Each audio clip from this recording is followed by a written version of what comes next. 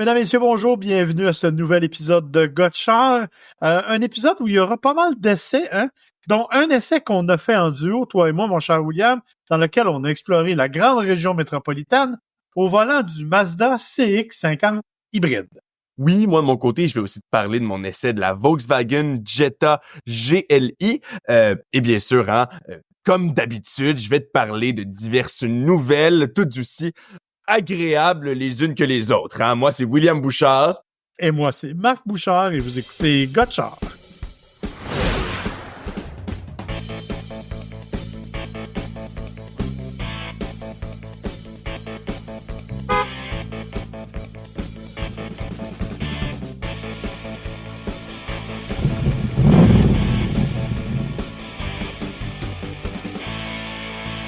Alors oui, William, on va parler de cet essai en duo, mais avant de se lancer là, moi aussi, j'ai un essai individuel à parler parce que c'est un véhicule dont on parle peu et c'est une compagnie dont on parle pas très souvent, c'est Mitsubishi.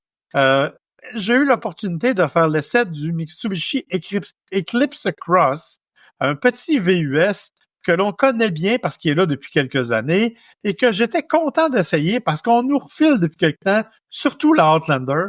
Fait que j'avais hâte d'essayer un peu ce que les autres font du côté de Mitsubishi parce qu'on va se le dire, c'est pas la compagnie qui est actuellement la plus développée dans son domaine. On sait que au cours des 2 à 3 prochaines années, la compagnie est supposée arriver avec 5 nouveaux modèles, ce qui va faire du bien un peu au portefeuille parce que pour le moment, il reste bien peu de choses chez Mitsubishi. Il reste entre autres le RVR, le Outlander et sa version branchable PHEV, et il reste l'Eclipse Cross. Il n'y a rien d'autre de disponible. C'est un peu limité malheureusement, mais bon, on sait qu'il y aura du développement, entre autres un nouveau PHEV, bon, ça s'en vient. Alors, j'étais content d'essayer l'Eclipse Cross parce que c'est un véhicule qui est relativement agréable en termes de prix, parce que c'est ça qui est surtout la clé. C'est un petit VUS, pas très dispendieux, dont le prix varie entre, disons, 30 à 38 000 selon les versions retenues. Assez raisonnable. Ouais, c'est raisonnable. On n'est pas dans quelque chose de très dispendieux. Enfin, écoute, oui, trop dispendieux parce que, comme toutes les voitures, c'est trop cher, mais... Il va falloir arrêter, là. On n'est ça. plus même dans les années 2010, là, maintenant. On en parlait l'autre jour, là. Mais en fait, on en parlait même par rapport à la Mazda. On va en discuter dans quelques moments. Je pense qu'aujourd'hui, il faut juste se faire à l'idée que quand on va aller s'acheter un char, il faut dépenser 30 000, 35 000, 40 000. C'est juste rendu ça, là. Oui, c'est ça. C'est pour ça que c'est là que je voulais en venir, c'est que c'est vraiment trop cher pour tout de toute façon.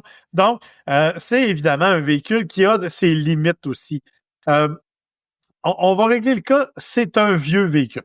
C'est pas vrai. C'est-à-dire que c'est un véhicule qu'on a un petit peu modernisé ici et là. On a fait quelques petites affaires un peu différentes. Mais dans l'ensemble, c'est un véhicule qui n'a pas changé depuis longtemps. Sous le capot, il se retrouve avec un moteur, un 1.5 en fait. C'est un petit moteur turbo, 4 cylindres, 1.5 litres, qui fait 152 chevaux, 154 livres-pieds de couple, jumelé à une transmission CVT. Tu connais tout mon amour pour les transmissions CVT, donc ça s'est pas amélioré avec celle de Mitsubishi, malheureusement. En ville, c'est encore pas si mal, on s'en sort assez bien. Moi, j'ai fait l'autoroute entre la maison et Québec où je suis allé tourner virage, et je t'avoue que les accélérations sur autoroute me font un petit peu grincer des dents parce que on a l'impression que la transmission ne change jamais, elle est comme pas étagée, et ça, c'est vraiment le côté désagréable. Autre côté particulièrement pas agréable, c'est la consommation. Bien que ce soit un petit véhicule, j'ai fait bien au-delà. Je faisais à 9,6 litres au 100. Mais c'est fou. C'est vraiment beaucoup. Pour si peu de puissance, en plus, Pour si peu de puissance. Mais c'est qu'on a un vieux moteur, c'est une vieille mécanique. Il va vraiment falloir, même si c'est probablement le plus récent de tous les moteurs Mitsubishi, c'est une mécanique qui date de quelques années, qui a peut-être pas été mise au goût du jour, et on aimerait qu'elle soit beaucoup plus économique. C'est vraiment le plus gros défaut du véhicule. Évidemment, on s'en rend moins compte en ville parce que la différence, elle n'est pas si grande que ça. Mitsubishi nous parle d'à peu près 10 litres au 100 en ville, ce qui est trop, mais par rapport à la grande route, c'est pas un écart majeur. C'est vraiment le plus gros défaut. Pour le reste, c'est un petit véhicule qui est correct. C'est un petit véhicule qui dont l'intérieur est assez spacieux. Tu te rappelleras, il y a quelques années à peine, on était parti avec le Mitsubishi Eclipse Cross et les 2 chiens placés en arrière. Donc, c'est ça qu'on avait utilisé pour se déplacer avec les 2 toutous qui avaient de la place en masse dans l'espace de chargement. 2 gros chiens, il faut le rappeler, là, qui faisaient 85 livres chacun ou à peu près. Donc, il y avait de l'espace, c'est encore le même espace. Oui, on a raffiné certains éléments esthétiques, mais ça n'a pas changé. La finition est tout à fait correcte. La direction, elle est précise sans être ultra précise. C'est pas sportif, pas du tout. Le gros avantage, et là, tu pourrais m'en parler probablement pendant la prochaine demi-heure, c'est le rouage intégral, le fameux SAWC, le Super All-Wheel Control. On a déjà parlé pendant une demi-heure. Hein? C'est possible de retourner dans nos épisodes pour retrouver mon exposé sur le Super All-Wheel Control. Oui, parce que tu as eu l'opportunité, effectivement, de l'essayer sur piste avec un autre véhicule, le Outlander, mais n'empêche que c'est le même principe. Donc, c'est vraiment un système intelligent de rouage intégral. Et ça, il faut avouer que c'est performant. Ça fonctionne bien. Dans les circonstances plus difficiles, quand on perd de l'adhérence, même quand on a une conduite un peu plus dynamique, ça va assez bien. Système d'infodivertissement, il date un peu, là. Ça en est un de ceux que tu n'aimerais pas particulièrement. Il n'y a pas d'Android Auto Apple CarPlay si tu n'es pas branché. Il n'y a pas de prise USB-C. Donc, ce sont des prises traditionnelles USB.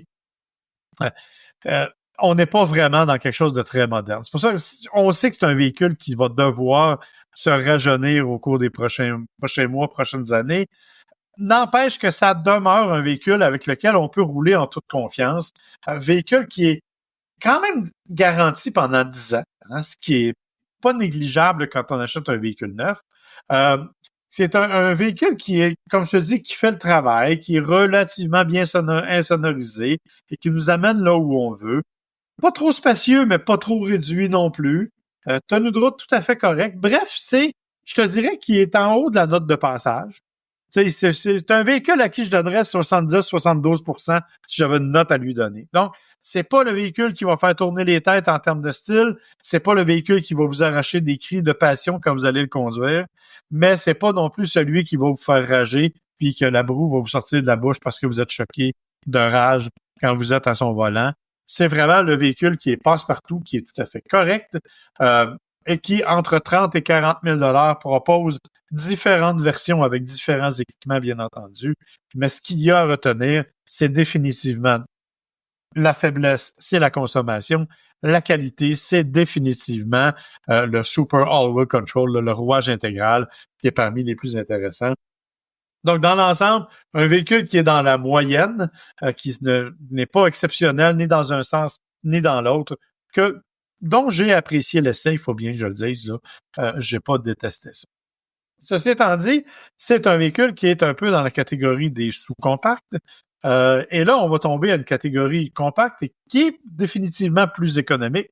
Et c'est l'essai qu'on a fait ensemble, toi et moi, William, celui du Mazda CX-50 hybride. Oui, hybride, c'est important de le mentionner, hein, surtout si on parle de la consommation, parce que d'entrée de jeu, je suis obligé de dire que c'est la chose que j'ai retirée de notre conduite, de notre journée même de conduite. Ça l'a pas consommé tant que ça pour la route qu'on a fait. Non, puis en fait, même que nous, on a été parmi les pires. J'ai discuté avec des collègues. Nous, on a fait 6,1 litres au 100 avec le véhicule à la fin de la journée. Il y a des collègues qui ont fait 5,7 et même 5,4 litres au 100 avec le véhicule. Petite précision, petite mise en contexte, le CX-50, c'est pas un nouveau véhicule. C'est un véhicule qu'on connaît, qui existe depuis déjà quelques années. C'est un VUS compact qui est en concurrence directe avec le CX-5 notamment, avec le Toyota RAV4, avec ce genre de véhicule-là. Donc, qui est dans ce format-là. La différence avec le CX-5, disons que le CX-5, c'est la robe de soirée et le CX-50, c'est la bonne vieille paire de jeans. C'est celui qui est fait pour aller peut-être un peu plus hors route. On nous proposait une version Meridian qui était, elle aussi, faite plus pour aller dans des conditions difficiles. Sauf que, le format n'est pas tout à fait le même. Le CX-50 est un peu plus bas, offre un espace de rangement peut-être mieux pensé, qui est plus facile à utiliser, tout ça, là, c'est l'équivalent de l'un et l'autre. Ce qui était particulièrement frappant, en fait, c'est que les deux véhicules, CX-5 et CX-50, avaient les mêmes motorisations. Donc, le fameux moteur 4 cylindres à 181 chevaux et le moteur turbo que, quand il est alimenté avec de l'essence super, nous procure jusqu'à 250 chevaux. Les deux étaient là. Le CX-5 était un peu plus populaire parce qu'il était un petit peu moins cher. Mais là, on arrive avec un CX-50, William, qui a une motorisation qui lui est unique. C'est la version hybride 4 cylindres 2.5 litres tirée, en fait, de chez Toyota. Oui, ben c'est exactement le même moteur au bout du compte, hein.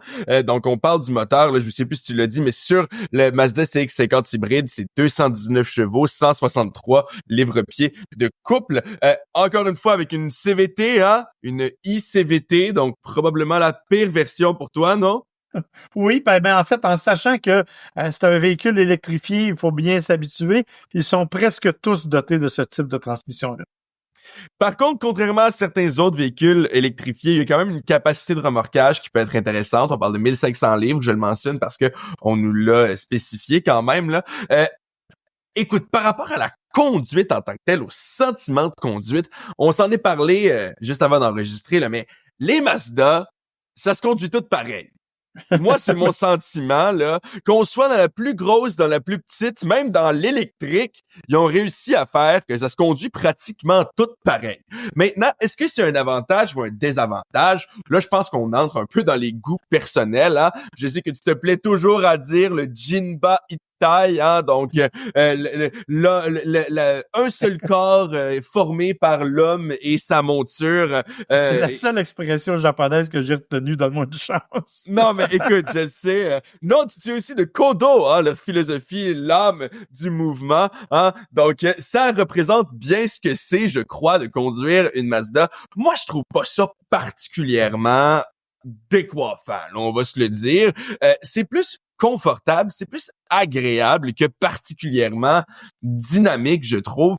Même si on reste quand même dans quelque chose qui est intéressant à conduire, clairement, on va pas aller comme du côté des Allemandes ou tu sais même avec la Jetta GLI que je vais parler dans quelques minutes, on va pas dans cette direction-là avec le Mazda CX-50.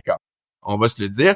Par contre, j'aime ce sentiment de conduite-là qui est doux. J'aime ce sentiment de conduite-là où on sent doux, mais aussi réactif, où on sent les bosses, on sent la route, on sent, sans nécessairement être la vibration qui peut être désagréable, on sent le trajet que son véhicule prend, la vitesse.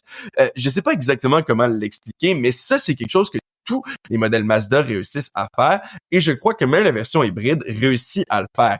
Le gros avantage de cette version-là, c'est comme on l'a dit, la consommation qui peut être extrêmement basse, mais le sentiment de conduite avec le CX-50 normal, j'admets, j'ai pas essayé le 2025 là, de façon pas hybride, mais je serais surpris s'il y avait une si grosse différence entre les deux là. Ben, t'as essayé le 2024, en fait, puis Oui, j'ai essayé le 2024, oui, mais j'essaie, Ben, justement, je voulais donner une chance aux coureurs, là, peut-être que pour 2025, il y a des nouvelles choses, mais oui, j'ai essayé le 2024.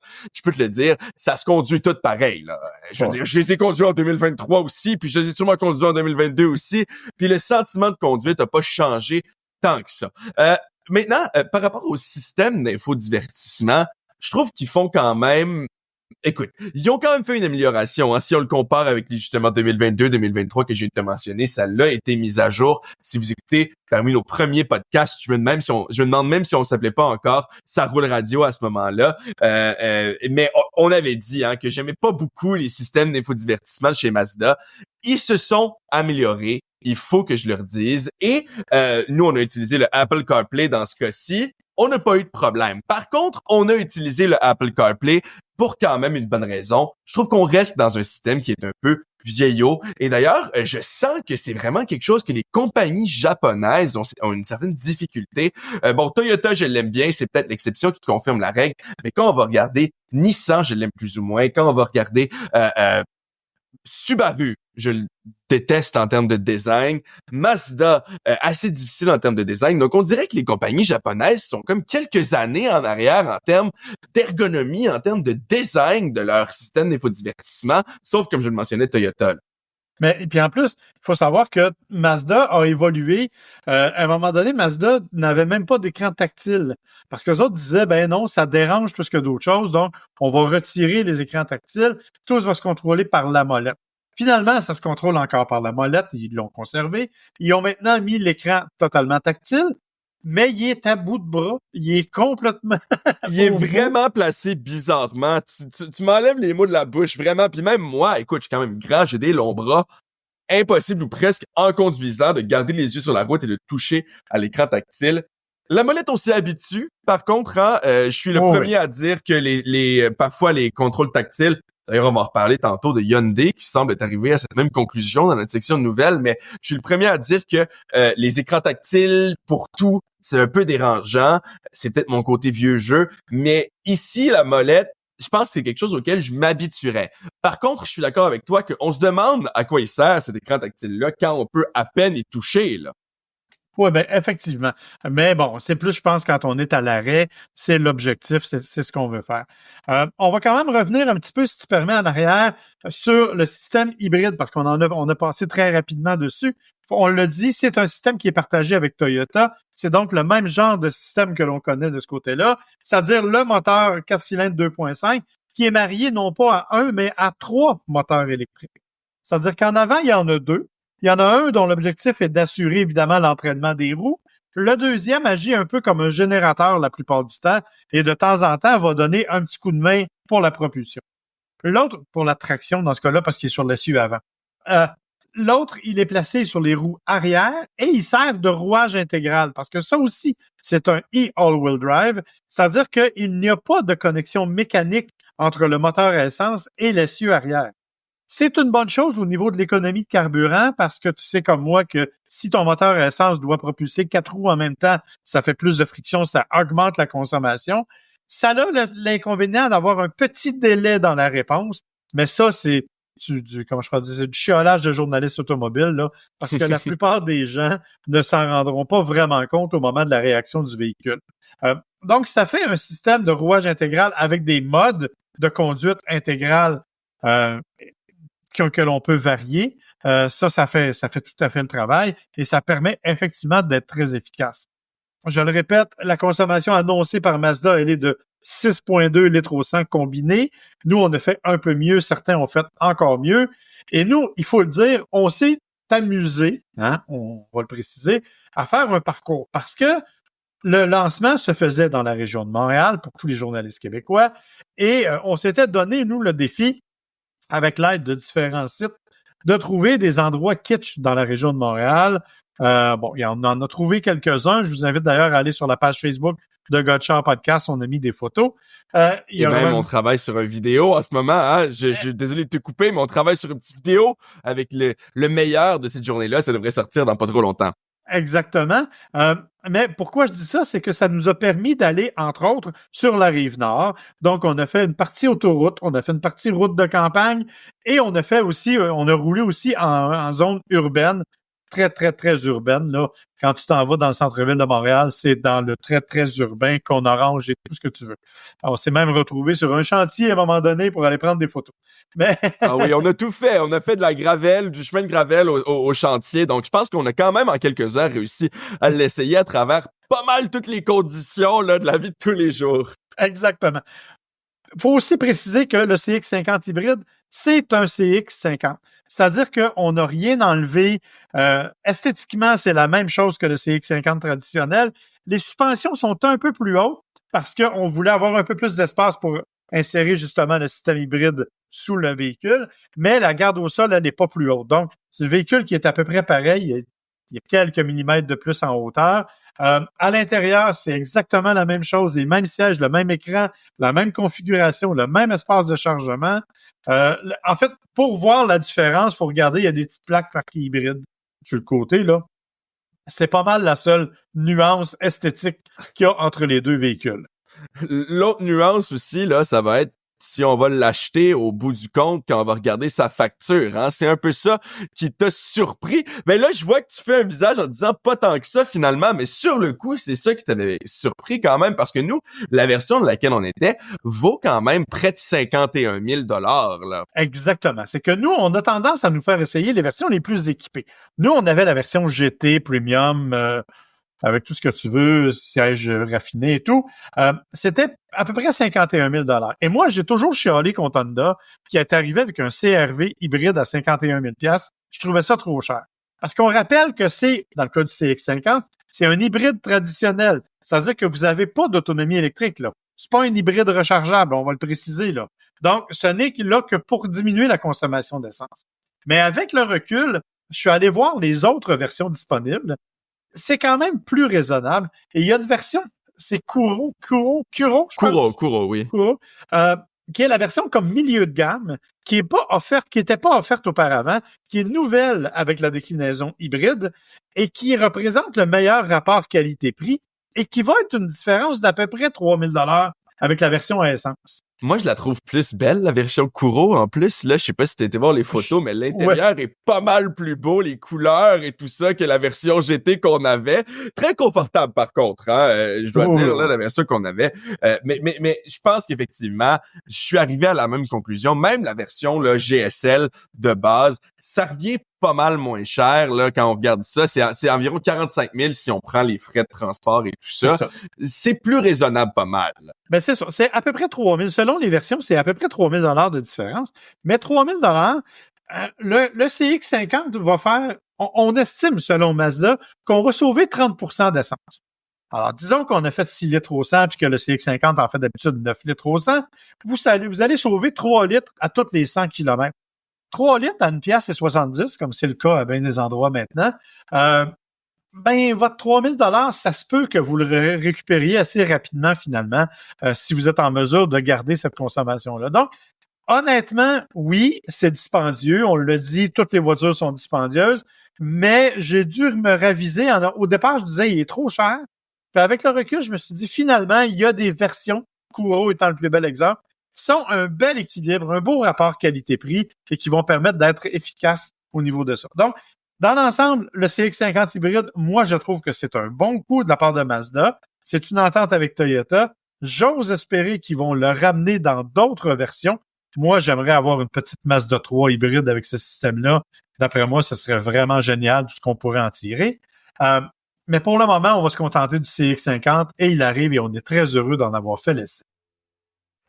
Écoute, je pense que tu as amené un très bon point là à la fin avec ce que tu disais en termes de véhicules qui peut peut-être paraître un peu cher sur le coup, mais que si on sauve 30 % d'essence, hein, finalement, peut-être qu'on peut économiser. Moi, je te dirais que c'est l'inverse que j'ai vécu. Malheureusement. Avec ma Volkswagen Jetta GLI. C'est ça, mais là, t'es allé dans les performances de jeunes énervés au volant, là. Et Dieu sait que je ne suis pas un jeune énervé au volant, hein, vraiment loin de là, mais malgré tout, écoute, j'ai pas pu m'empêcher de penser au fait qu'on était ici dans un véhicule qui reste assez abordable. Hein. D'entrée de jeu, là, il faut le dire, la Jetta, c'est pas mal l'entrée de gamme de chez Volkswagen. Les versions de base, si on veut aller là, vraiment de base, on peut aller chercher la Trendline manuelle. Hein, donc, manuel, déjà, est-ce que ça existe vraiment encore sur le marché, une boîte manuelle? Et juste manuel, là, tu m'as eu à manuel, là, je te le dis tout de suite, là. Écoute, je suis pas certain, par contre, que tu vas t'entriper sur la Trendline manuelle à 158 chevaux, mais bon, elle est à peu près 25 500, là, si on compte les frais de transport et tout ça. Donc, 25 000 quelque chose, là, on s'entend qu'il y a pas beaucoup de véhicules sur le marché qui sont à ce prix-là en 2024. Faut mentionner que moi, j'étais complètement à l'autre bout de la gamme. J'avais la GLI automatique qui, elle, est quand même 37 000 $, hein, autour de 37 000 $ pour une Volkswagen Jetta. Ah. Il s'est pas donné, on s'entend, parce que ça demeure une Jetta qui, rappelons-le, est le véhicule le moins dispendieux, toutes catégories confondues chez Volkswagen, là. À 37 000, ça commence à être une entrée de gamme dispendieuse. Ben, on le disait, Volkswagen ont beaucoup augmenté leur prix, non seulement cette année où c'est particulièrement visible, mais même dans les dernières années. Donc, si on va le comparer, en fait, allez pas faire ça si vous voulez pas être trop déprimé, mais si on le compare avec les prix de 2020, 2021, 2022, on peut voir que c'est vrai que ça devient relativement dispendieux, là, les versions plus haut de gamme. Si je vais aller chercher le prix, là, plus précisément, mais si on regarde, la GLI était environ 4 000 $ de moins, du moins la version automatique. En tout cas, elle était plusieurs milliers de dollars de moins il y a quelques années. Donc oui, c'est vrai que c'est un peu cher, surtout qu'on n'est pas nécessairement dans un véhicule beaucoup plus raffiné. Hein? On va avoir des fonctionnalités similaires, un système d'infodivertissement. Si vous êtes des fans, disons, j'espère que vous êtes des fans de notre podcast, du moins des habitués de notre podcast, vous savez que Volkswagen, c'est pas nécessairement la compagnie avec laquelle on a eu les meilleures expériences, et pas nécessairement parce qu'on voulait pas, mais bien parce que, écoute, ça a craché, on a eu tous les problèmes possibles sur Terre avec ce système d'infodivertissement-là.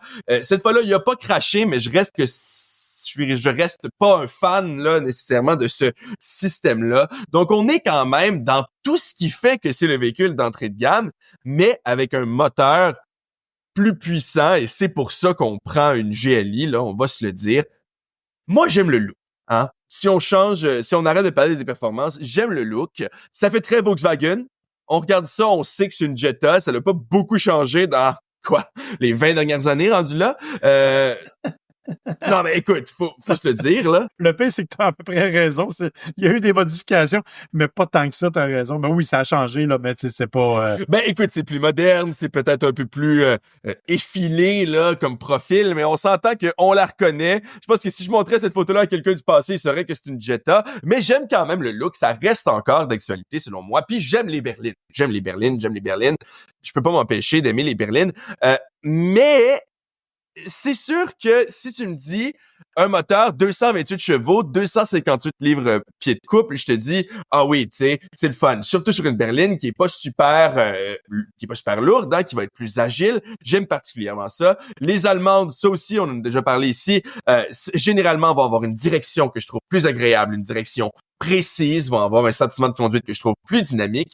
On a tout ça ici. Bon, OK, il va falloir dire à ma femme que c'est normal qu'il y ait le fameux turbo-lag, hein, c'est toi qui lui as expliqué, mais un temps de réaction quand on met le pied sur l'accélérateur, on aime ou on n'aime pas, j'imagine qu'on finit par s'habituer. Moi, personnellement, je suis pas un grand fan, mais je pense pas que c'est venu au coup du 9 litres au 100 qui est annoncé en ville que ça m'a coûté pour faire là des trajets. Oui, j'ai fait de la ville, oui, je suis resté la seule autoroute que j'ai fait était tellement congestionnée qu'on pourrait à peine l'appeler de l'autoroute, mais au bout du compte, faire au-dessus de 9 litres au 100 pour faire des parcours à l'intérieur de Montréal, je trouve pas ça acceptable malheureusement là.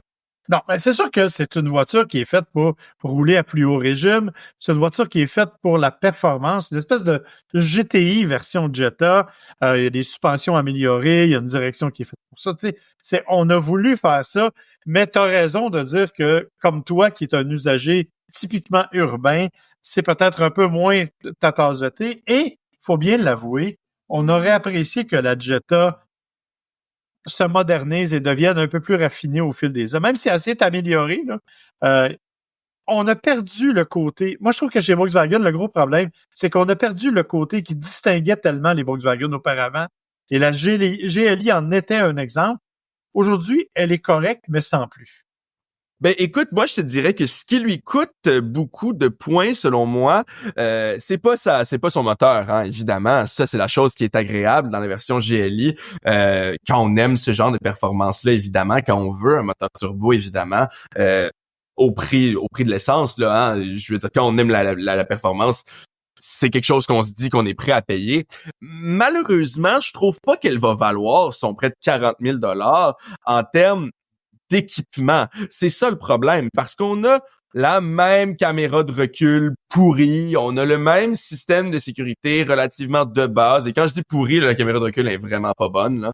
Oui, non, vraiment. vrai. Pour que je le note, là, il fallait qu'elle soit quand même vraiment pas bonne. Donc, on reste dans un système qui est et je m'excuse d'utiliser ce mot-là, mais cheap. On est dans l'intérieur du modèle d'entrée de gamme, dans un prix qui, selon moi, est plus adapté au milieu de gamme. Et en plus, on arrive à la pompe et ça nous coûte quasiment une fois et demie ce que ça nous coûterait avec la version d'entrée de gamme. Donc, moi, j'ai vraiment du mal à justifier même l'existence de cette version-là, parce que si j'étais un fan de performance, je suis pas certain que c'est vers une Jetta que je me tournerais. Si j'étais prêt à mettre ce genre de budget-là sur un véhicule à 40 000, je suis pas certain que j'irais vers la version turbo d'une Jetta, je mettrais peut-être 10 000 de plus, puis j'irais vers quelque chose qui pourrait avoir ce genre de performance-là, mais aussi un confort supplémentaire, mais aussi un ajustement électrique des sièges, aussi des caméras 360 par exemple. Je sais pas, je m'emporte en disant ça peut-être là, mais en mettant pas un budget à ce point-là plus grand et avoir un produit qui est, selon moi, nettement supérieur, là. Ouais, t'as raison.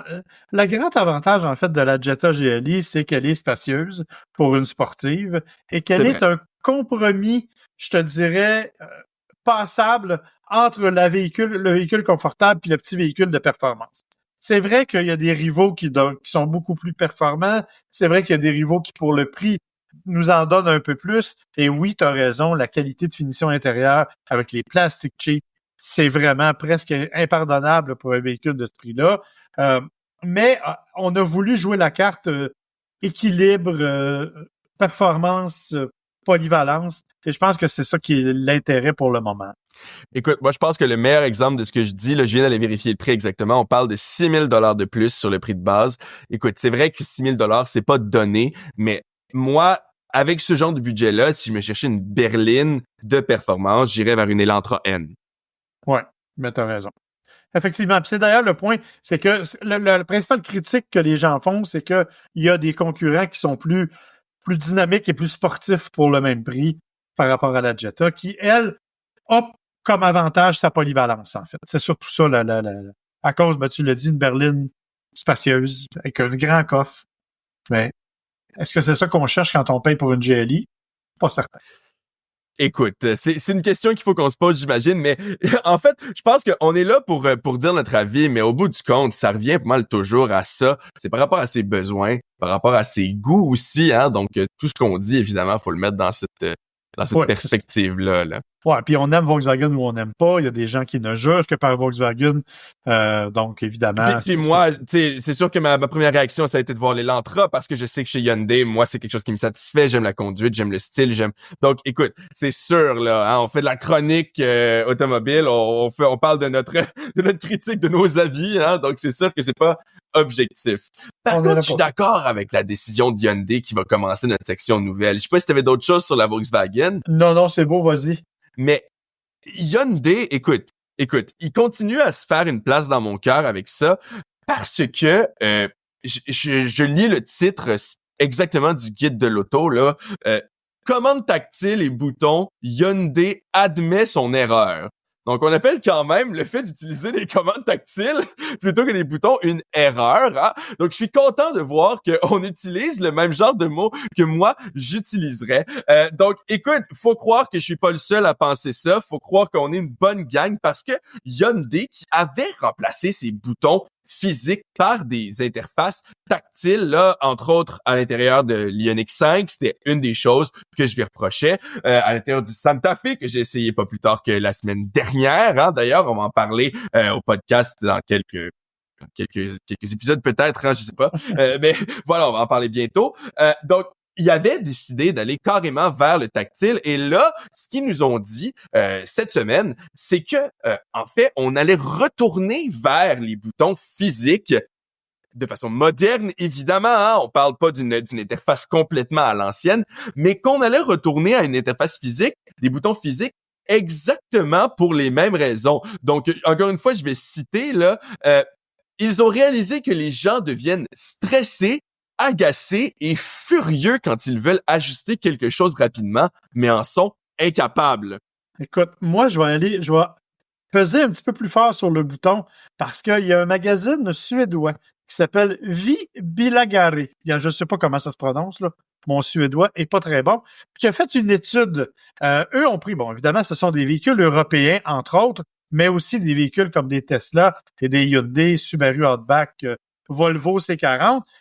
Donc, ils ont pris un certain nombre de véhicules et ils ont demandé à des conducteurs qui roulaient 110 km/h d'effectuer certaines tâches. Par exemple, il fallait qu'ils actionnent le siège chauffant, il fallait qu'ils augmentent la température intérieure de 2 degrés et il fallait qu'ils allument la radio. Et on voulait qu'ils baissent l'éclairage là, du tableau de bord. OK? On a demandé de faire ces tâches-là en roulant à 110 km/h. il y avait des voitures là-dedans qui avaient des boutons traditionnels et d'autres où tout passait par les écrans. C'est quand même impressionnant parce que celui qui a été le mieux, ça a été le V70 parce que ce sont tous des boutons traditionnels et ça leur a pris 10 secondes pour exécuter les 4 tâches. OK? Après ça, on est arrivé avec la Volvo C40 à 13,7, la Subaru Outback à 19,4 secondes et le Dacia Sandero à 13,5. Ce sont les 4 seuls véhicules sur 12, je te rappelle, qui sont à moins de 10 secondes de la V70. Les autres, c'est entre 20,2 et 44,9 secondes. Presque une minute, là, 45 secondes, là, c'est énorme. Exactement. Écoute, ça veut dire qu'ils ont littéralement là, franchi 0,85 000, donc un peu plus de 3/4 de mille. Donc, un peu plus d'1 kilomètre avant, et même 1 kilomètre et un peu plus, pour être capable d'effectuer les 4 fonctions avec un écran central plutôt qu'avec des boutons. Pas si tu sais, là, mais sur 1 kilomètre, là, si tu regardes ton écran au lieu de regarder en avant, là, il y a le temps de s'en passer des affaires. Là. Tu vas en frapper 3-4 chevreuils sur l'autoroute là, sur 1 kilomètre. Écoute, moi, je trouve que tes résultats, ils ont l'air un peu arrangés, là. Les Suédois qui disent que les Volvo s'en tirent le mieux. Moi, ça m'a l'air un peu arrangé, mais je vais te croire. Mais je peux te dire, cependant, que ça n'a pas empêché Volvo de faire exactement le contraire avec son Volvo EX30, le véhicule que je conduisais la semaine passée. Ah oui! Où j'aurais arraché l'écran parce qu'il n'y a absolument aucun cadran devant nous. Il n'y a pas d'affichage tête haute. La seule information disponible, elle est au centre. Fait que si tu veux voir à quelle vitesse tu vas, tu regardes au centre. Si tu veux ouvrir ton coffre à gants, il faut que tu passes par l'écran central. Et si tu veux même ajuster tes rétroviseurs, il faut que tu passes par l'écran central et que tu fasses 3 manipulations. Donc là, tu vas sur l'écran central, tu choisis l'auto. Une fois l'auto, tu vas sélectionner rétroviseur. Une fois que tu es sur rétroviseur, tu vas sur gauche. Là, tu peux ajuster avec des boutons sur le volant. Alors, ça n'a aucun sens et je pense que l'étude le prouve bien avec ce qui ne sont pas des boutons électriques. Hey, 44 secondes, William, pense-y, là. C'est énorme, là. C'est longtemps, là. On vous laissera pas 44 secondes en plein silence, en plein milieu du podcast. Vous allez penser qu'on a eu un problème technique et qu'on a fini, là. C'est pas mal ça, oui. Hein? Donc, je suis vraiment content que tu sois venu soutenir ce point-là avec ça parce que moi aussi, hein, et on en parlait au dernier épisode avec Ford où on justifiait l'intégration de ces contrôles-là chez Ford en disant que c'était plus sécuritaire et que ça empêchait d'avoir les yeux trop longtemps sur les contrôles. Mais moi, je suis plutôt d'avis que c'est l'inverse et cette étude-là, du moins cette petite recherche-là, semble prouver mon point. Exactement. Si tu permets, avant d'aller dans tes nouvelles un peu moins sérieuses, moi, j'en ai une ou deux qui sont peut-être plus sérieuses. Entre autres, une bonne nouvelle du côté de chez Acura, qui a fait le dévoilement mondial de son petit VUS, le ADX. Bonne nouvelle parce que ça faisait longtemps qu'on espérait qu'Acura était pour amener un petit véhicule compact. Et là, c'est fait. En fait, c'est littéralement une Acura Integra version VUS. On a exactement le même intérieur. Contrairement à l'Integra, cependant, on a un rouage intégral, ce qui n'est pas le cas de l'Integra. Bien sûr, c'est un véhicule avec un coffre. C'est pas très grand, mais c'est quand même plus un VUS avec le physique que l'on connaît à Acura, incluant la fameuse calandre en hexagone et tout ce qui vient avec. Il y aura aussi une version A-Spec, comme il y en a dans la plupart des cas. Ce qu'on ne sait pas, cependant, et étonnamment, on sait que ça va être le même moteur turbo 1.5 que l'Acura Integra, mais Acura n'a pas dévoilé les données de puissance. Donc, est-ce que ça va être les mêmes? Est-ce que ça va être les 200 chevaux comme dans l'Acura? Est-ce que ça va être moins parce que le véhicule est plus gros et plus lourd? On ne le sait pas. Mais pour le moment, en tout cas, dites-le vous, ça va être à peu près 45 000 $ pour un VUS de luxe Acura, ce qui est, je pense, une bonne nouvelle parce qu'il était temps qu'on le fasse, bien entendu. Le reste, il y a plein d'informations, plein de détails au niveau de l'actualité. Mazda qui a confirmé, par exemple, l'arrivée du coupé SP qui a été présenté au Salon de la mobilité de Tokyo, parce qu'à Tokyo, on n'a plus de salon de l'auto, on a maintenant un salon de la mobilité. Donc, le coupé SP va être une espèce d'hommage au RX-7, RX-8 de l'époque, mais en version électrifiée, avec un moteur rotatif comme prolongateur d'autonomie. Ça a été confirmé pour la production. Ce qui était un concept a été confirmé pour la production. Seul bémol, on ne sait pas quand, puis on ne sait pas si ça va venir en Amérique du Nord. Alors, ça ne nous aide pas. Mais ça pourrait servir de base éventuellement, cependant, à la nouvelle Mazda MX-5. Donc, je pense que ça pourrait être un bon choix. De ce point de vue-là, c'est donc une bonne chose, bien sûr. Et dans les autres nouvelles, il y a Cadillac qui a présenté son Cadillac Vistique. Le Vistique, c'est quoi? C'est la version, c'est le remplacement du XT6. Donc, c'est le 7 passagers, 3 rangées, avec une batterie 102 kWh. On dit que ça va être une recharge rapide qui peut aller jusqu'à 120 km d'autonomie en 10 minutes sur une borne, bien sûr, rapide, et une autonomie maximale de 483 km. Et on a joué la carte un peu plus simple, contrairement à l'Escalade. Tu le sais, chez GM, on a l'Escalade et son écran de 55 pouces de large. Mais là, on a ramené l'écran à 33 pouces, ce qui est un peu plus raisonnable. Donc, il y aura le V-Stick. Alors, du côté de chez Cadillac, on s'en vient avec une gamme plus complète. Il y aura l'optique, il y aura le lyric, il y aura le V-Stick, il y aura le Celestiq. Ça, c'est un peu hors de nos moyens, là. Un jour, il va avoir les Celestiq aussi, hein. Ouais, Celestiq, là, il est en cours, mais tu sais, c'est 300 000, puis c'est fait à la main, là, mais puis c'est lettre, mais bon. Je le trouve pas si pire, là. On en parlera et tu l'essayes, OK? Moi, je trouve la partie arrière absolument horrible, mais en tout cas. Alors, donc, il y a tout ça. Et en même temps, Cadillac a annoncé qu'ils abandonnaient le XT4. Lui, il va être terminé. Pourquoi? Parce que c'est dans la même usine que l'on va fabriquer la nouvelle Bolt EV 2026. Donc, on avait besoin des installations et c'est donc dans cette usine-là que sera fabriquée la Bolt. Les ventes du XT4 n'étaient pas à la hauteur. Alors, voilà pour mes nouvelles à moi. À ton tour, William. J'ai bien hâte de t'entendre. Je crois qu'ils sont pas si pires cette semaine, hein, mais je vais commencer par quelque chose qui est quand même un petit peu sérieux parce que on a eu cette semaine les premières livraisons du Cybertruck chez nous, hein? Oui. Ton préféré? Mais oui, le magnifique Cybertruck. Et disons que Elon Musk, pour des raisons qui vont peut-être en dehors de la portée de notre podcast, est revenu dans les nouvelles récemment aussi. Donc, je me suis dit que c'était un bon moment pour revisiter peut-être un article du New York Times qui est paru cet été. Écoute, je vais être honnête, il nous apprend pas grand-chose, cet article-là. C'est Joseph Bernstein qui mentionne, entre autres, là, que c'est pas un véhicule qu'on achète parce qu'on le trouve beau ou parce qu'on le trouve laid ou parce que on veut vraiment le conduire, mais que c'était plutôt un statement qui avait rapport avec la politique, avec son statut social et avec ce qu'on veut projeter comme étant son statut social. C'est pour ça que le monde s'achetait des iPhones au début aussi, là. D'un certain côté, et je pense que tu amènes aussi un bon point, lui, il dit c'est impossible de dissocier ce produit-là d'Elon Musk. C'est impossible de regarder ça et de ne pas penser à Elon Musk parce que c'est pas logique comme produit. Et la seule raison pour laquelle c'est là, c'est Elon Musk. Effectivement, oui, parce que c'est lui qui le voulait, puis ils ont fait des affaires extrêmes comme les fenêtres qui sont supposées être incassables et tout ce qui vient avec, là.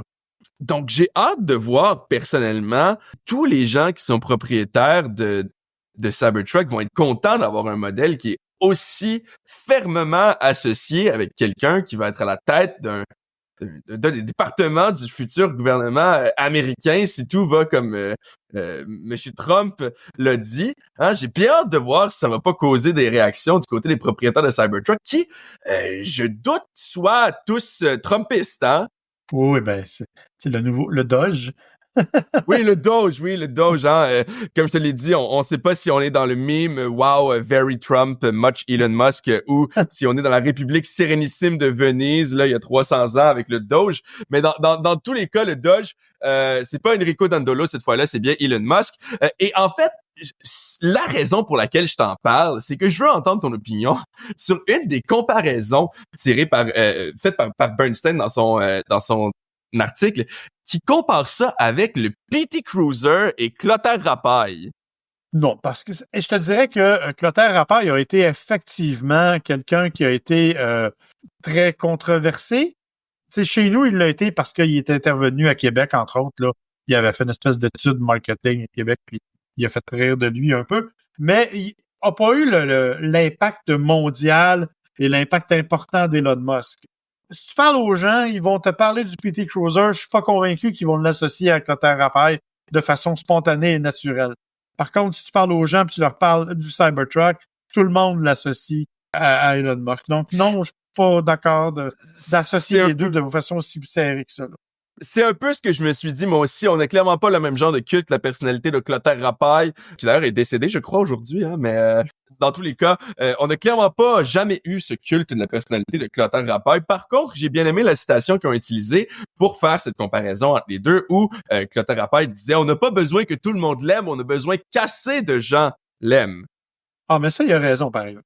Ça, c'est effectivement, malheureusement, je te dirais, la philosophie de bien des gens. C'est ce qui a tué l'Aztèque. Il y avait pas assez de monde qui l'aimait. Tout le monde le détestait.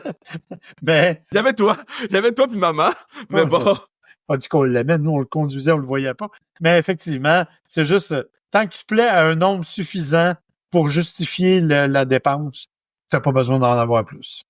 Ben merci de m'avoir donné ton opinion là-dessus. J'ai bien hâte de voir si on va en voir plus sur nos routes maintenant qu'on en a eu, qui ont été officiellement livrés. J'avoue que j'ai bien hâte de croiser le premier officiellement plaqué Québec là ici à Montréal. D'après moi, ça devrait pas prendre trop longtemps. Ben, en fait, j'en ai déjà vu un, moi, dans la région ici, parce qu'il y a eu le salon du véhicule électrique. Ah oui, c'est vrai, c'est vrai. À Sainte, et il y en avait un le monsieur est venu au salon. Le véhicule n'était pas dans le salon à proprement parler, là, mais il y a quelqu'un qui est venu au salon avec. Maintenant, une autre affaire pas super drôle. Je te le dis aujourd'hui, ils sont moins drôles un peu. Un peu, mais pas tant. Je te parle d'un YouTuber qui s'appelle Marques Brownlee, qui est un YouTuber très connu, qui fait des choses surtout sur la technologie, ce qui rend d'ailleurs ce que je vais te parler un peu étrange. Dans un de ses dernières vidéos, qui, bon, tant que moi, est une pub de 10 minutes, là, mais c'est pas ça notre podcast. Il a mis une vidéo de lui en train de conduire sa Lamborghini. Et d'après moi, c'est pas un des VUS de Lamborghini. Laisse-moi juste te dire ça comme ça. Ça a l'air d'être un hypercar. Et il a mis un plan de lui-même qui conduit. Et il est dans une zone où il est clairement écrit « Attention, il y a des enfants, slow children, 35 000 à l'heure, hein, donc disons 50 km/h. » Lui a décidé de mettre un flou sur son cadran. Mais il a oublié que dans la Lamborghini qu'il conduisait, il y a un deuxième cadran du côté passager qui a montré qu'il a été jusqu'à 95 000 à l'heure, presque 150 km/h dans une zone de 50 où il était écrit qu'il y avait des enfants. Puis je voulais t'en parler parce que, écoute, je pense pas qu'on est des influenceurs de l'automobile, mais on est dans un monde où on les rencontre, ces influenceurs-là, puis je connais personne personnellement qui l'a fait de ce genre-là. Je veux pas du tout mentionner ça dans notre entourage, surtout pas ici au Québec, mais quand on regarde certains gros YouTubers, surtout sur des choses comme des hypercars, il y en a beaucoup, là, des floutages de cadrans comme ça, où tu te doutes que s'il y avait un petit véhicule banalisé à côté, cette personne-là aurait pas réussi à s'en tirer sans amende, là. Il y a pas beaucoup d'influenceurs à proprement parler du monde automobile en français au Canada. Il y en a très peu. Il y en a quelques-uns, qui ont des chaînes YouTube intéressantes, mais il y en a pas tant que ça. Et c'est une bonne nouvelle parce que ceux qu'on a sont généralement plus prudents et plus intelligents. Ben oui, je pense à nos amis de plus de 1000 âges avec qui on a déjà fait un épisode, là. C'est certainement pas ces gars-là qui vont aller faire des niaiseries comme ça, là. Effectivement. Donc, tu sais, ça, c'est quand même... mais t'as raison de dire que, malheureusement, les influenceurs, surtout ceux qui se pensent capables de conduire des supercars comme des Lamborghini, des trucs comme ça, ils ont tendance à aller beaucoup trop loin dans la démonstration. Et ça me dérange profondément parce que, ça donne mauvaise presse aux automobiles, ça donne mauvaise presse aux influenceurs eux-mêmes. Je pense que ça devrait être sévèrement puni, ce genre de comportement-là. Il n'y a aucune excuse pour avoir fait ça. Ben moi aussi, je suis tout à fait d'accord avec toi. Puis là, il y a des gens qui l'ont défendu en disant il a peut-être loué, il a peut-être privatisé cet espace-là de la route pour quelque raison que ce soit. Il y avait peut-être des policiers. Par contre, contrairement à ce que je t'ai dit quand j'en ai parlé, je crois que c'était hier, il s'est excusé aujourd'hui au moment où on enregistre. Il s'est excusé sur son compte Twitter. Encore parler d'Elon Musk. Donc, il s'est excusé sur son compte X et il a dit, là, c'est ça, qu'il avait été beaucoup trop vite, que c'était inacceptable, qu'il allait tâcher de plus refaire ça. On sait pas exactement où ça s'est passé. On se doute que ce soit dans l'État du New Jersey. Selon ce que j'ai lu sur Internet, c'est ce qu'ils appellent au New Jersey ou aux États-Unis une felony, hein. C'est felony reckless driving. Donc, c'est le pire type de crime qu'on peut commettre aux États-Unis. Ce sont des felonies, là, genre le meurtre et tout ça, ce sont des felonies. Donc, voilà, si jamais disons, le procureur décidait de se lancer là-dedans, je sais pas à quel point M. Brownlee pourrait être dans la merde, hein, si tu me permets l'expression, mais je crois qu'il le mériterait amplement, même s'il s'est excusé. Mais écoute, Ouais. je suis quand même content de t'en avoir parlé, je suis quand même content de t'en avoir fait part. Là, c'est le temps de peut-être aller vers les choses un peu plus cocasses, parce que je suis tanné de parler de choses où on aurait pu tuer des enfants, hein. C'est moins le fun. Encore une fois, je dis que c'est cocasse, mais c'est un peu troublant aussi. Ça s'est passé en août cet été, mais je viens de tomber là-dessus. Ça s'est passé chez Ferrari. Donc, le PDG, c'est Benedetto Vigna. Donc, évidemment italien, hein? Tu t'en douteras. Et même plus spécifiquement, du sud de l'Italie. Donc, avec un accent particulier. Tu vas comprendre pourquoi je dis ça. Il y a quelqu'un qui a créé un compte WhatsApp au nom de Benedetto Vigna et qui a appelé un des cadres de chez Ferrari. Il n'a pas été nommé le cadre exactement, mais apparemment assez haut placé. Il l'aurait contacté via WhatsApp et il l'aurait appelé. Et, à la plus grande surprise du cadre, c'était bel et bien M. Vigna au bout de la ligne qui lui demandait des informations sur un de leurs deals qui allait bientôt s'opérer avec la Chine. Lui est pas fou. Il décide de poser la question, quel livre est-ce que vous m'avez demandé de lire récemment? Très rapide quand même, hein, le monsieur. La réponse était d'ailleurs Decalogue of Complexity par Alberto Felice Dettoni. Si ça vous intéresse. Mais bon, c'était ce livre-là et évidemment, c'était un scammer au bout de la ligne qui n'a pas réussi à répondre à la question. Mais comment est-ce qu'il a réussi à imiter à la perfection Monsieur Vigna avec une intelligence artificielle qui a répliqué la voix du PDG de Ferrari dans le but de potentiellement voler des secrets industriels? Mais tu sais, William, tu me fais souvent parvenir des exemples de chansons reprises à la façon de par l'intelligence artificielle. Et dans certains cas, c'est passablement troublant comme ressemblance. Je suis pas un grand mélomane, c'est-à-dire que mes connaissances musicales sont peut-être un peu limitées. Je suis peut-être pas celui qui va le mieux analyser la voix, mais c'est quand même impressionnant de ressemblance. Ben oui, absolument. On a juste à rechercher AI cover sur Internet. Évidemment, ça a plus ou moins rapport avec l'automobile, mais en même temps, c'est troublant de voir qu'une compagnie comme Ferrari, hein, qui est quand même un gros nom, et une compagnie qui, on l'espère, aurait des protocoles en place, aurait, tu sais, c'est pas des gens dans leur garage. Même eux se font viser par ce genre d'attaque-là, hein, ce genre d'attaque-là. Moi, je suis surtout impressionné de la réponse du vice-président. Je t'avoue que moi, j'aurais pas pensé demander ce genre de justification-là. Je suis assez impressionné. Écoute, c'est quelque chose de plus en plus fréquent, puis je pense qu'on va le voir de plus en plus. Juste avec nous, le podcast qu'on fait en ce moment, on a assez de données pour répliquer nos voix, là. Donc, c'est assez troublant à penser, surtout aussi si on retourne à l'automobile dans un monde où on donne de plus en plus de données à nos véhicules avec notre voix, avec le contrôle vocal par intelligence artificielle qui communique avec un serveur central qui apprend à partir de notre voix. Et là, évidemment, vous allez me dire Amazon Alexa, mais on a ça dans nos... c'est dans les Volvo, je crois, qu'on a le système Google qui fonctionne comme ça. Donc, il y a eu GM, mais là, ils ont changé d'idée. Là. Mais bon, voilà, il y a quand même plusieurs compagnies. Donc, écoute, je pense que le lien avec l'automobile est plus étroit qu'on peut le penser. Maintenant, c'est le temps de rire, par exemple. Maintenant, c'est le temps de rire, OK? Arrêtons d'avoir peur. J'ai vu l'étude de la firme américaine Insurify sur les modèles les plus susceptibles d'être arrêtés. Évidemment, c'est pas les modèles qui se font arrêter, là, mais les gens qui sont à bord pour conduite en état d'ébriété.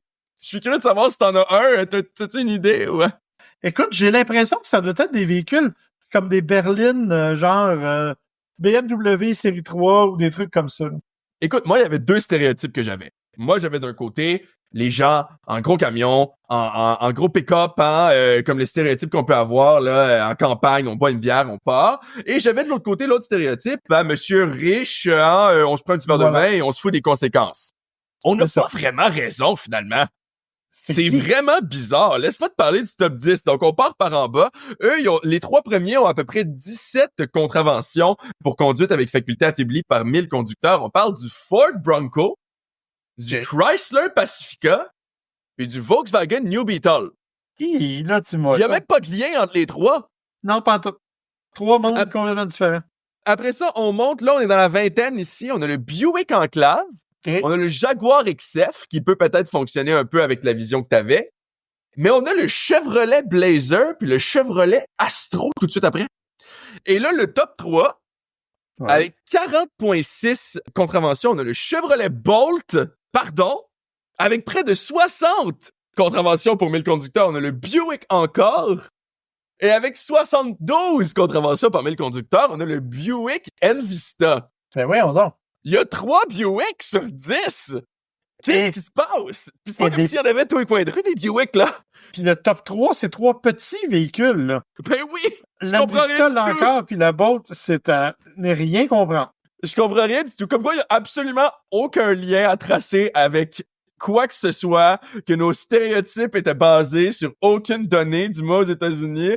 Donc voilà, je trouvais ça plutôt drôle parce que honnêtement, là, ça a l'air d'avoir tiré des noms d'un chapeau, sauf qu'on avait mis des Buick par accident un petit peu trop, on avait échappé le plat de Buick. Donc voilà, il y a pas vraiment d'explication. C'est vraiment étrange, effectivement. Surtout quand tu considères que le Buick Envista, c'est 72, là. Le Ford Bronco, qui était le 10e sur la liste, c'est 17, là, sur 1000 conducteurs. Donc, c'est presque 4 fois. C'est 3 vraiment fois, là. particulier. Il semble y avoir une corrélation statistique. Si vous avez une Envista, parlez-nous de vos habitudes de conduite en état d'ébriété. Je sais pas. Mais faites-les donc pas, ça va être la Oui, meilleure non, solution. j'espère que vos habitudes, c'est 0, là. Mais écoute, pour la Peu science, importe la- parlez-nous-en. Peu importe la voiture que vous avez, là, faites-le donc pas. Écoute, peut-être qu'avec la prochaine, boire de la vodka, c'est un peu naturel. Faut que je t'en parle, c'est ma dernière. Tu te souviens, les 16 Chainsaw mis une à l'autre pour faire un V16? Ouais. Bon, mais Garage 54 l'ont mis dans une Lada. Donc, c'est maintenant une Lada avec un V16 de 74 chevaux, capable de faire le 0-100 en un décoiffant 26 secondes et construite à partir de 16 scies à chaîne reliées les unes avec les autres. Donc voilà, j'ai rien à rajouter. Ils l'ont juste mis dans une Lada. Vous irez voir le vidéo, c'est ça la nouvelle. Mais il fallait que je fasse une mise à jour. Ils sont fous raides. Ils l'ont mis dans un char. 26 secondes pour faire le... 26 secondes. T'as-tu pensé? Tu fais quasiment ça à pied. J'exagère. Ce qu'il disait, c'est que pour le comparer avec la Koenigsegg Jesko, donc sur la tire que j'étais, pour la comparer avec la Koenigsegg, elle est capable de faire 0-250, 0 en à peu près le même temps. Voilà. Sans aucun Mais sens. est-ce qu'il y a une Koenigsegg faite à partir de scie à chaîne? Je ne crois pas. Je Par contre, ne crois pas. La sonorité doit être pas mal plus agréable de la Koenigsegg plutôt que des 16 scies à chaîne, mais là, que veux-tu? Homme de peu de foi. Homme de peu de foi. Peut-être, mais je pense que non. En tout cas, bref, voilà. C'est ça qui va mettre fin à cet épisode de cette semaine. On vous remercie évidemment d'avoir été avec nous. On vous invite à continuer à nous suivre. Abonnez-vous, bien sûr, sur toutes les chaînes là où vous prenez vous avez l'habitude d'écouter vos balados, que ce soit Spotify, Apple, Amazon, n'importe où, iHeartRadio, bien sûr. Amazon, c'est drôle que tu le dises parce qu'on l'oublie des fois, mais oui, Amazon a aussi des podcasts. Effectivement. Donc, on vous invite aussi à nous donner une petite note de 5 étoiles parce que ça nous aide, ou moins si vous le souhaitez, mais on aimerait mieux 5 étoiles. Non, mais Non, on va pas leur dire d'aller voter pour moins que 5 étoiles. Là. Voyons donc, on s'en parle après l'émission. non, mais tiens, on va être poli. On va être poli, là, on sera pas trop prétentieux. Non, allez voter 5 étoiles, là. Mais évidemment, ça nous aide beaucoup, beaucoup dans le classement parce que ça nous fait remonter en haut, donc on rejoint plus d'enthousiastes. D'ailleurs, vous pouvez partager tout ça. Venez sur notre page Facebook, Gotchard Podcast, si vous avez des questions, ou sur nos pages personnelles. On essaie de répondre à tout le monde, ça nous fait plaisir. Et vous pouvez aussi nous écrire à info@gotchard.com, qui est le courriel où on reçoit toutes les demandes d'informations. Sur ces belles paroles, mon cher William, la semaine prochaine, on va probablement parler de ton essai du Hyundai. Dans 2 semaines, au prochain épisode, en tout cas, on va parler probablement de ton essai du Hyundai Santa Fe et on aura l'occasion de parler du dévoilement de ce qui va être fait au Salon de l'Auto de Los Angeles, qui va être là dans quelques jours. Et sur ces belles paroles, mon cher, je te souhaite une bonne route. À la prochaine.